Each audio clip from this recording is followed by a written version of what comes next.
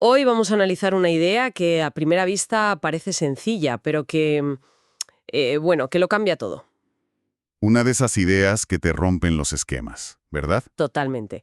La idea de que nuestra relación con el dinero tiene muy poco que ver con lo listos que seamos. Y mucho, muchísimo con cómo nos comportamos. Exacto. Los materiales de hoy, basados en el libro Cómo piensan los ricos, de Morgan Housel, lo dejan clarísimo. Las finanzas no son como la física, con leyes exactas. No, para nada. Son más bien una habilidad blanda, pura psicología. Y es algo que choca, ¿no? Sí, choca un montón. Porque, a ver, en casi cualquier otro campo, la formación de élite te da una ventaja que es, bueno, casi insuperable. Claro. Nadie esperaría que un aficionado a la medicina hiciera un trasplante de corazón mejor que un cirujano de Harvard. Sería, vamos, impensable. Imposible. Pero en el mundo del dinero, esto pasa. Y pasa constantemente. Un genio de las finanzas que no controla sus emociones puede acabar en la ruina. Mientras que una persona corriente, sin ninguna formación específica, puede construir una fortuna con un par de patrones de conducta sensatos. Y esa es la paradoja. Para entenderla, los documentos que manejamos nos presentan un contraste que parece sacado de una película. Son dos historias reales. Increíbles las dos. Por un lado, tenemos a Ronald Reed, Un conserje, empleado de gasolinera, un tipo normal y corriente. un hombre que sin hacer el más mínimo ruido, con paciencia, ahorro constante e inversiones muy sencillas, acumuló en secreto Y lo de en secreto es la clave. una fortuna de más de 8 millones de dólares a lo largo de su vida. Una vida increíblemente discreta. Nadie a su alrededor lo sabía. Murió siendo un filántropo donando millones al hospital y a la biblioteca de su pueblo. Y en el otro extremo, Richard Fuscone. Ah, el arquetipo del éxito. Ejecutivo de finanzas, máster en Harvard, una carrera meteórica en Wall Street.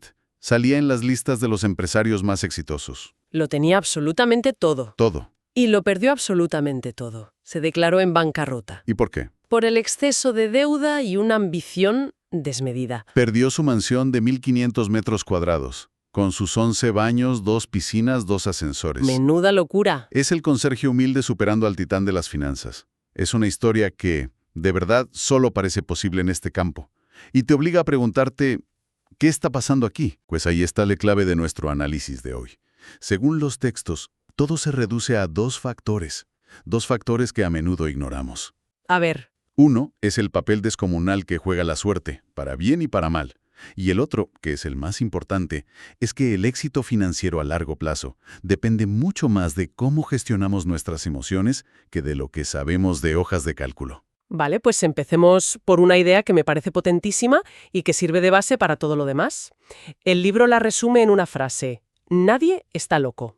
Es una frase brutal. El concepto es que las decisiones financieras que tomamos, por muy absurdas que le parezcan a otra persona, tienen un sentido lógico dentro de nuestra propia cabeza. Es una idea que invita a la empatía, ¿sabes? Te obliga a reconocer que la visión del mundo de cada persona está moldeada por sus experiencias, que son únicas. Y aquí el libro da un dato que a mí me dejó, de piedra. El del 0,0000001%, ¿verdad? Ese mismo. Dice que tus experiencias personales con el dinero, lo que has vivido tú, representa como mucho ese 0,0000001% de todo lo que ha ocurrido en la historia financiera del mundo. Una fracción infinitesimal. Espera, para un momento, me estás diciendo que el modelo mental con el que yo tomo mis decisiones, lo que creo que es lógico, se basa en esa fracción tan ridícula de la realidad. Exacto. Es una porción minúscula. Sin embargo, los estudios que cita el libro sugieren que esa pequeña porción conforma cerca del 80% de cómo creemos que funciona el mundo. Es casi toda tu realidad. Es casi toda tu realidad, sí. Por eso, lo que para ti es sentido común, para otra persona puede ser una auténtica locura. Y al revés. Claro, los ejemplos son muy ilustrativos. Alguien que creció viendo a sus padres perderlo todo en una crisis Claro. va a concebir el riesgo de una forma que el hijo de un banquero de inversión ni se imagina.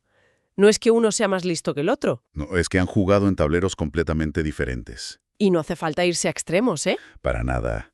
Los gráficos del libro lo demuestran muy bien con distintas generaciones. Por ejemplo, si naciste en 1970, en tu adolescencia y tus 20s, viste cómo el mercado de acciones se multiplicaba por 10. Una locura. Esa experiencia te enseña, a un nivel casi visceral, que invertir en bolsa es una gran idea. Te genera una confianza casi innata en el sistema. Pero si naciste en 1950, en ese mismo periodo formativo de tu vida, viste un mercado prácticamente plano. O sea, tu experiencia te dice justo lo contrario. Exacto. Que la bolsa es un sitio donde el dinero se estanca. Y lo mismo con la inflación. Quien nació en los 60 en Estados Unidos vio cómo los precios se triplicaban. La inflación era una amenaza real.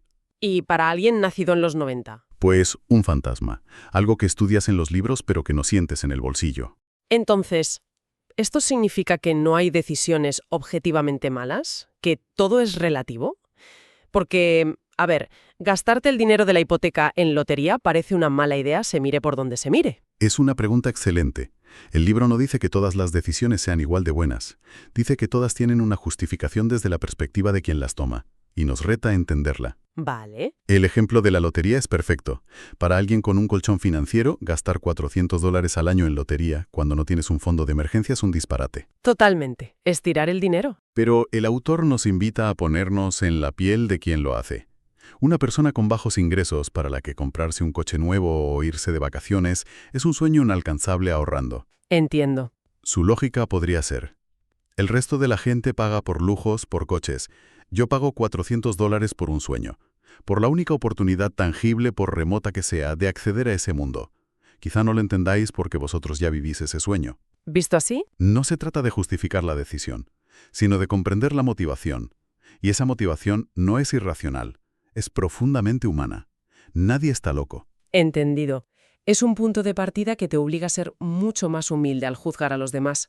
Y si aceptamos que nuestra visión es tan limitada, eso deja un espacio enorme para otras fuerzas que no controlamos. Y ahí es donde entran las dos caras de la misma moneda: la suerte y el riesgo. Dos fuerzas omnipresentes que determinan los resultados mucho más de lo que nos gusta admitir. Para ilustrar la suerte, el libro usa la historia de Bill Gates.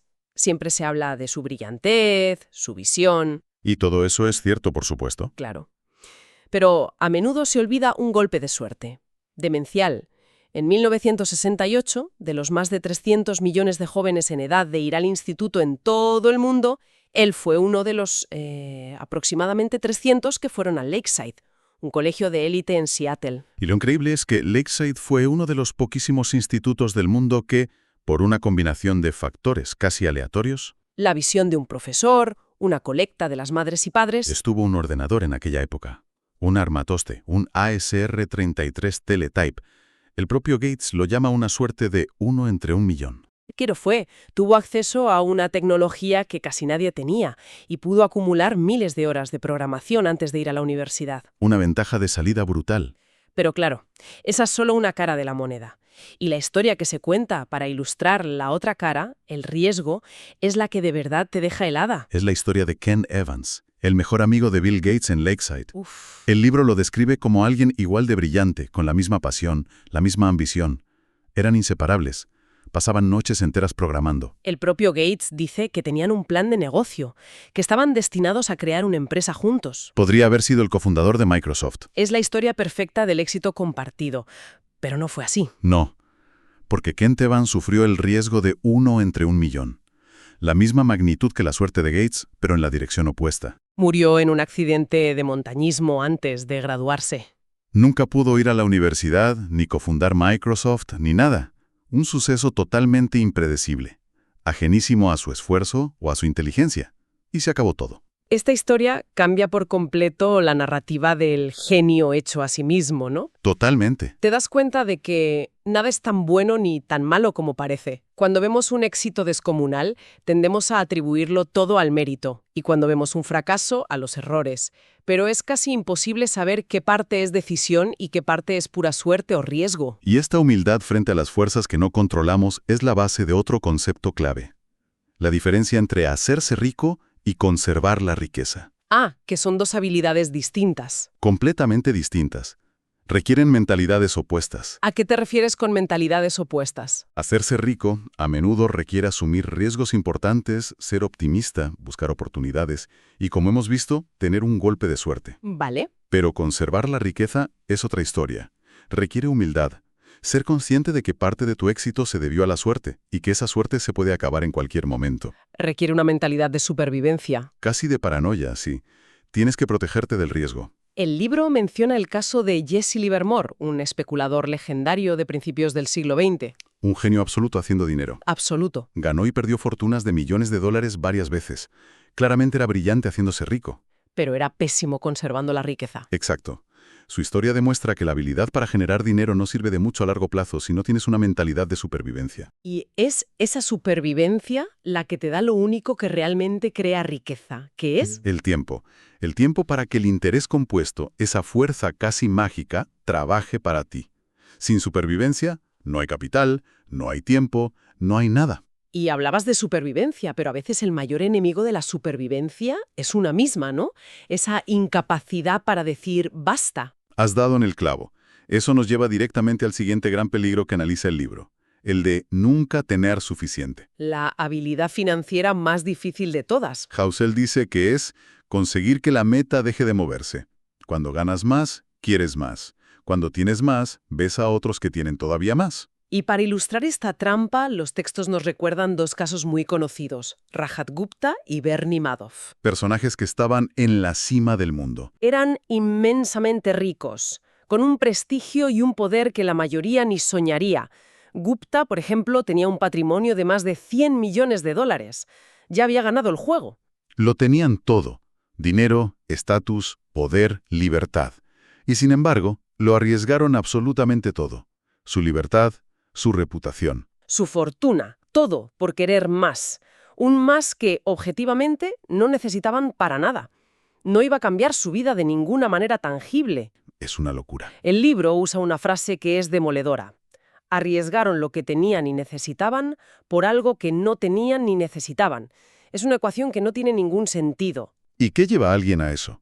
Pues la raíz de este comportamiento, según el análisis, es la comparación social. El veneno. Dinero, una casa más grande, un coche más rápido, es una batalla imposible de ganar. ¿Y la única forma de ganarla? Es no librarla. Es aceptar que tienes suficiente, aunque sea menos de lo que tienen las personas con las que te comparas. Esa idea de suficiente es un cambio de paradigma total. Choca de frente con cómo solemos pensar en la riqueza. Que es por lo que vemos, ¿no? Claro, los coches caros, las casas enormes. Y el libro argumenta que eso no es riqueza. No lo es en absoluto. Esos son gastos. Es la prueba de que alguien tiene o ha tenido ingresos altos, pero no es riqueza. La verdadera riqueza, argumenta Housel, es lo que no se ve. Me parece un concepto fascinante. La riqueza es lo que no se ve. Es decir, la riqueza es el Ferrari que no te compraste. Exactamente. La verdadera riqueza son los activos financieros que no se han convertido en cosas. Es el dinero que no se ha gastado y que está ahí trabajando para ti, invertido, generando más dinero. Son las acciones que no vendiste. Los fondos que mantuviste, sí, porque ese dinero no gastado es lo que te da las cosas que el dinero de verdad puede comprar. Libertad, flexibilidad, opciones. Y la capacidad de controlar tu propio tiempo. El libro lo expresa de una forma muy gráfica. Ser millonario no consiste en gastar $1 millón. Es, de hecho, todo lo contrario. Es no gastar ese millón. Y esto es muy difícil de asimilar, porque vivimos en un mundo donde solo vemos los gastos de los demás. Nadie enseña su extracto bancario, pero todo el mundo presume de coche nuevo en Instagram. Claro. La contención, la disciplina de aumentar la distancia entre tu ego y tus ingresos es invisible. Y como es invisible, es una habilidad muy difícil de aprender por imitación. No tenemos modelos a seguir de gente que no compra cosas. Es una trampa sutil.